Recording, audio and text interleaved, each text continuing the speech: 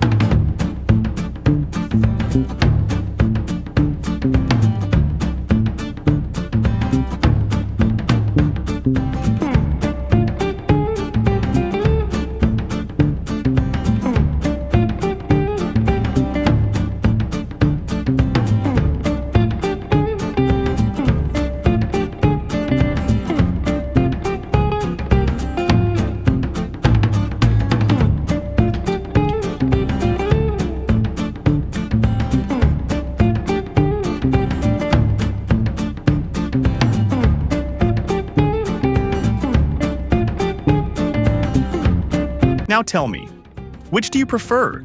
The original design or the upgraded Evo? Your comments will help me decide which one I'll keep using in future videos. And as always, thanks for watching.